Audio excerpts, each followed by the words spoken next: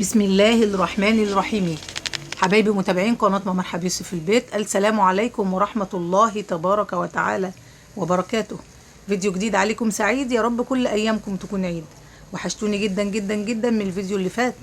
يا رب الفيديو النهاردة إن شاء الله يعجبكم، ومش عايزة أقول لكم ولا تنسوا لايك وشير وتفعيل زر الجرس عشان يوصلكم كل جديد. إن شاء الله بإذن الله هنعمل مع بعض يا ست الكل يا ست الحبايب، هنعمل مع بعض الكفتة الحمراء أم رز في البيت. ده معايا زي ما حضرتك شايفه كده كيلو من اللحمه، وانا بقول لكم قسما بالله تبارك وتعالى ان اللحمه دي من تحيا مصر، من خير بلدنا مصر حبيبتنا. شوفي ازاي زي الفل، حمراء حمراء خالص جدا، وما فيهاش كمان دهون زياده عن اللزوم، وكانت زي الفل. والله والله والله كان طعمها حكايه، هتعجبكم جدا. تابعوا الفيديو للاخر واعملوا كل اللي انا بعمله زي ما حضراتكم شايفين. ببدا اقطع اللحمه قطع صغيره خالص زي ما حضرتك شايفه كده، علشان طبعا احطها في الكبه وافرمها كويس. بص حضرتك التقطيعه الصغيره دي علشان خاطر الكبه بتاعتك ما تبص منك او تعصلج اللحمه في قلبها. ببدا يا ست الكل وبجيب كيلو من الرز العادي المصري بتاعنا، وببدا ان انا بغسله، وبعد كده بنشفه على فوطه مطبخ نظيفه او بنشفه في الهواء. طبعا يا ست الحبايب الرز بتاعي بغسله بس 3-4 مرات وبصفيه، لكن ما بنقعوش خالص، اوعي تنقعي الرز خالص. معايا دلوقتي بقى يا ست الكل كوبايه الا ربع من الشعريه، بنفس الكوبايه اللي عايرنا بيها كيلو الرز. الشعريه هنا يا ست الكل ليها فايده حلوه قوي، بتخلي صباع الكفته بعد ما تحطيه في الدمعه يقطم معاكي، وكمان ما يلتش، يعني بمعنى اصح بتبقى طعمها تحفه. وكمان الشعريه بتخلي الكفته بتاعتك متماسكه وما تفكش في الدمعه اللي بتعمليها الحمراء بعد كده. ببدا يا ست الكل ان انا افرم زي ما حضرتك شايفه كده الشعريه في الخلاط، بنعمها علشان افضيها بعد كده مع الخليط بتاعي بتاع الرز واللحمه والخضره، علشان خاطر الشعريه تخلي المكون بتاعي متماسك، وصباع الكفته وانا باكله يقطم وما يلتش معايا، ويكون طعمه مش حلو، وكمان ما تفكش معايا صبع الكفته لما احطه في التخديعه. دلوقتي انا فضيت الشعريه اهو يا ست الكل على كيلو الرز المطحون اللي انا طحنته طحنه بسيطه جدا في الخلاط. خلي بالك يا غاليه، الرز لازم ما انعمهوش قوي في الخلاط، لكن اخلي فيه الرز تخشينه او جرشه علشان يدي الكفته بتاعتي طعم وقيمه للصابع، بدل ما حضرتك تشتري دي الرز الناعم بالغالي من السوق.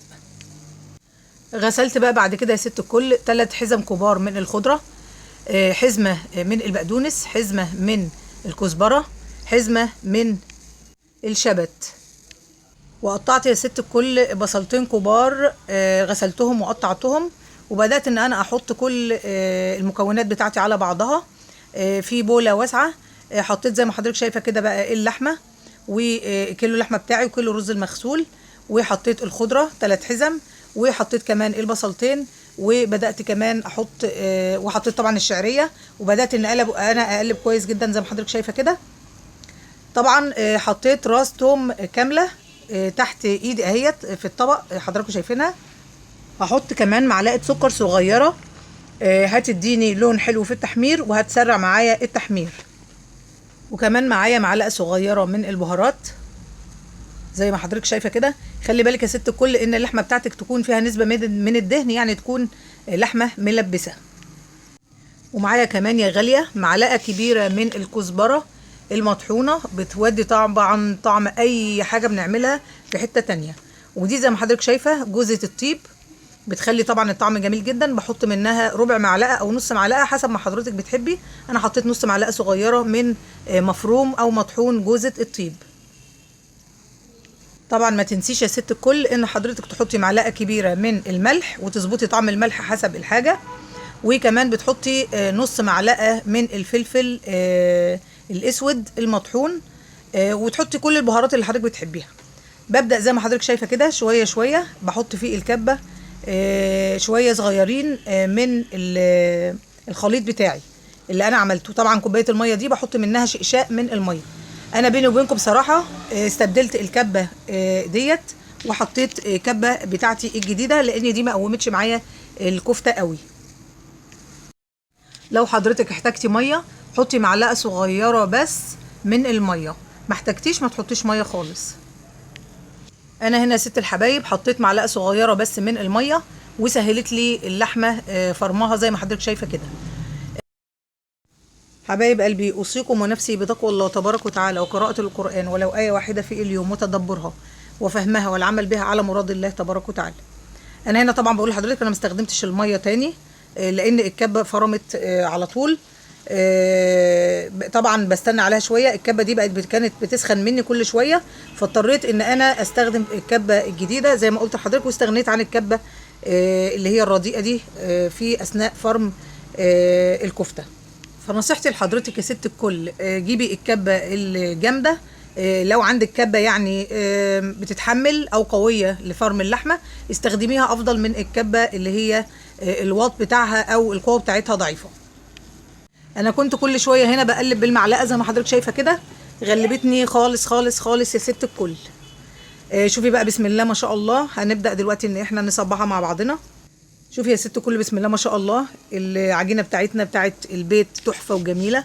احلى لايك من حضراتكم بقى. ببدا ان انا اجيب شويه من الزيت، زيت يكون نظيف ريحته حلوه، وببدا ان انا اصبع الصباع كده، ببل ايديا الاتنين بالزيت وباخد قطعه من الكفته اعملها صباع كفته زي ما حضرتك عارفه، كلنا عارفين وستات بيوت شاطرين وحضراتكم اشطر مني طبعا. صباعي بقى يا غاليه كل الكميه بتاعتك بتاعه الكفته مره واحده، وبعدين روحي عند الطاسه وابداي اقلي علشان ما تدوخيش نفسك. طبعا الصباع بتعمليه بالسمك اللي حضرتك عاوزاه.